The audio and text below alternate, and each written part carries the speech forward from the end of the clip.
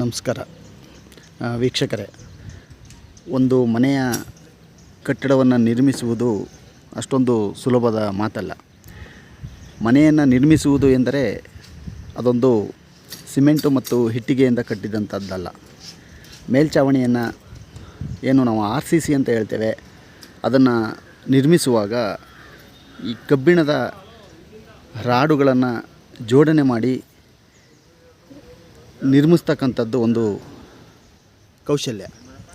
ಈ ಸ್ಕಿಲ್ಲನ್ನು ಕಾರ್ಮಿಕರು ಹೇಗೆ ತಮ್ಮ ಶ್ರಮದೊಂದಿಗೆ ದಾರೆ ಎರೆಯುತ್ತಿದ್ದಾರೆ ಅನ್ನೋದನ್ನು ಈಗ ಒಂದು ಕಟ್ಟಡ ನಡೀತಾ ಇದೆ.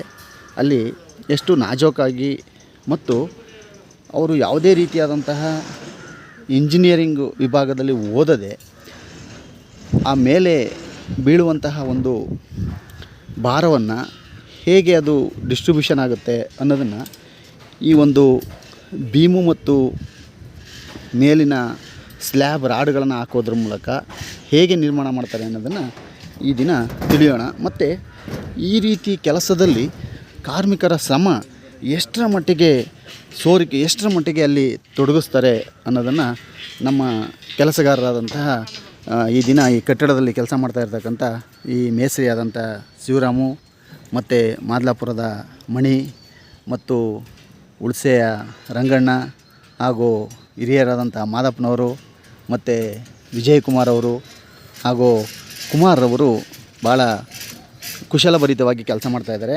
ಅವರನ್ನು ವಿಚಾರ ಮಾಡೋಣ. ಮಣಿಯವರೇ, ಸರ್ ನಮಸ್ತೆ ಸರ್. ನಮಸ್ಕಾರ. ಏನು ಕೆಲಸ ಮಾಡ್ತಾಯಿದ್ದೀರಾ ಈಗ? ಸರ್ ಬೀಮ್ ಕಟ್ತಾ ಇದ್ದೀರಾ? ಇದು ಎಷ್ಟಡಿ ಬೀಮು? ಸರ್ ಇದು 1.5 ಅಡಿ ಬೀಮ್ ಸರ್. 1.5 ಅಡಿ ಬೀಮು. ಈಗ ಇಲ್ಲಿ ಎಷ್ಟು MM ರಾಡ್ಗಳನ್ನು ಹಾಕಿದ್ದೀರಾ? ಸರ್ ಇದರಲ್ಲಿ 16 ಇದೆ. ಹಾಂ. ಆಮೇಲೆ ಎಕ್ಸ್ಟ್ರಾ ಬಾರ್ ಎಲ್ಲ 16. ಹಾಂ. ರಿಂಗ್ ಬಂದು 8 mm. ಹಾಂ. ಯಾಕೆ ಇದನ್ನು ಹೀಗೆ ಎಕ್ಸ್ಟ್ರಾ ಬಾರ್ ಯಾಕೆ ಹಾಕಿದ್ದೀರಾ? ಸರ್ ಇದು ಲೆಂತ್ ಬಂದ್ಬಿಟ್ಟು ತುಂಬ ಇದೆ. ಮಧ್ಯದ ಓಪನ್ ಪೇಸ್ ಬಂದ್ಬಿಟ್ಟು 19 ಅಡಿ ಬರುತ್ತೆ. ಹಾಂ. ಇದನ್ನ ಕ್ಯಾರಿ ಮಾಡೋದೇ ಈ ಎಕ್ಸ್ಟ್ರಾ ಬಾರ್ಗಳು. ಅದಕ್ಕೋಸ್ಕರ ಈ ಎಕ್ಸ್ಟ್ರಾ ಬಾರ್ನ ಎಕ್ಸ್ಟ್ರಾ ಬಾರ್ ಹಾಕ್ಲೇಬೇಕು ಸರ್. ಹೌದಾ? ಈಗ ತಮ್ಮ ಹೆಸರೇನು? ವಿಜೇಂದ್ರ. ಈಗ ಎಷ್ಟು ವರ್ಷದಿಂದ ಕೆಲಸ ಮಾಡ್ತಾಯಿದ್ದೀರಾ ವಿಜೇಂದ್ರ ಅವರೇ? 12 ವರ್ಷ ಮಾಡ್ತಾ ಇದ್ದೀರಾ. ಈ ಸುಮಾರು ಮನೆಗಳಲ್ಲಿ ಕೆಲಸ ಮಾಡಿರ್ಬೋದಲ್ವಾ? ಮಾಡಿದ್ದೀರಾ. ನಿಮ್ಮ ಅನುಭವ ಈಗ ಇಲ್ಲಿಗೂ ಸಹ ಆಗ್ತಾಯಿದೆ, ಹೌದಾ? ಹಾಂ. ತಮ್ಮ ಹೆಸರೇನು? ಕುಮಾರ್. ಎಷ್ಟು ವರ್ಷದಿಂದ ಕೆಲಸ ಮಾಡ್ತಾಯಿದ್ದೀರಾ? 15 ವರ್ಷದಿಂದ ಕೆಲಸ ಮಾಡ್ತಾಯಿದ್ದೀರಾ. ಒಳ್ಳೆಯದು. ಹಾಂ. ರಂಗಣ್ಣ ಅವರು, ತಾವೇನು ಮಾಡ್ತಾಯಿದ್ದೀರಾ ಈಗ?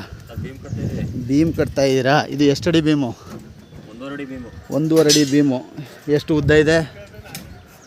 ಮಿನಿಮಮ್ 20 ಅಡಿ ಇದೆ ಸರ್. ಮಿನಿಮಮ್ 20 ಅಡಿ ಇದೆಯಾ? ಇದೇನಿಲ್ಲಿ 4